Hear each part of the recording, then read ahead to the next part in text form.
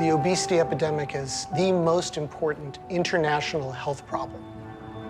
By 2030, half the world will be obese or overweight.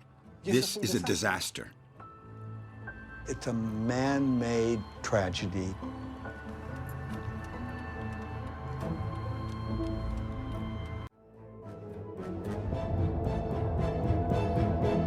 It's a global phenomenon. Not one country has halted it.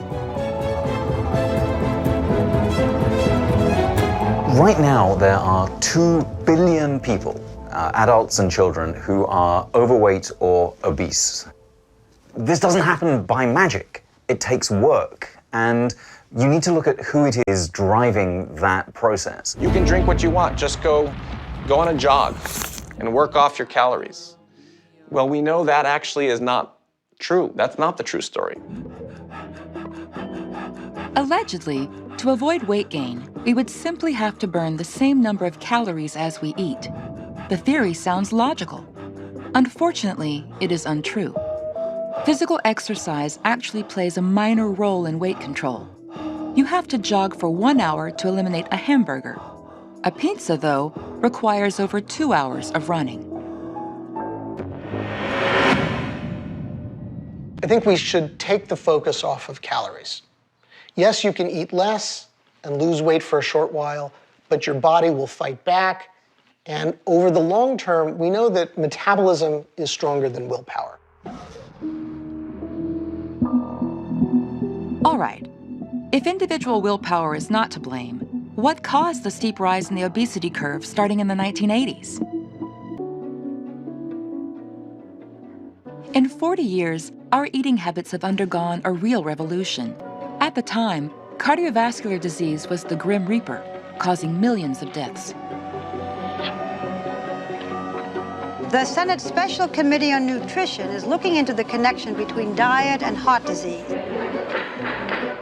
The sugar lobby succeeded in having a high-fat diet declared guilty, a false verdict that had serious consequences. Public health officials recommended that we reduce our intake of fats. Grains, touted as cholesterol-free, replaced meat as a staple food.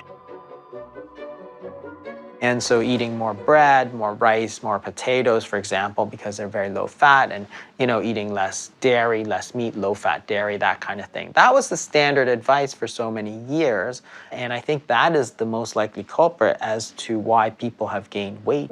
If you're the food industry and you're supposed to reduce fat, what are you going to replace it with? Well, processed grains and sugar.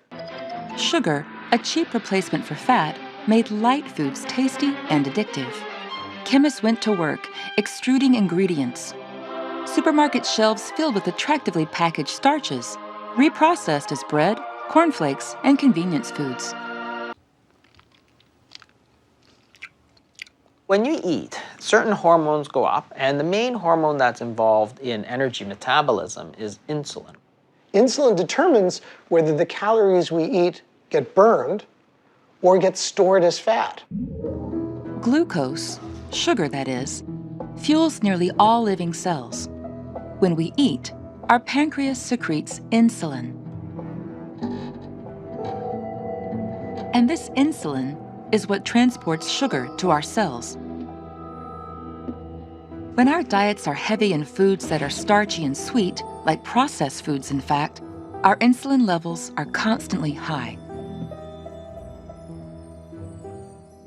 With too much insulin, our fat cells, the fat tissue in our body, takes up too many calories and holds on to them. So there aren't enough calories for the rest of the body. And that's why we get hungry.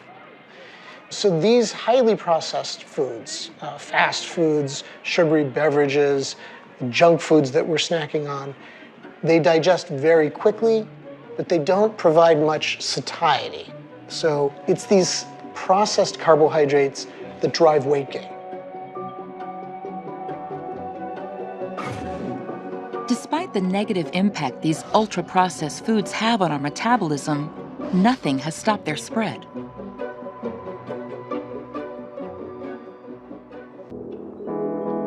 This dietary revolution has fathered empires. Nestle, Unilever, Coca-Cola, Kellogg's, PepsiCo. Currently, a handful of huge corporations own nearly every brand of food. Together, they pull in $500 billion in annual sales and have taken control of our dinner plates.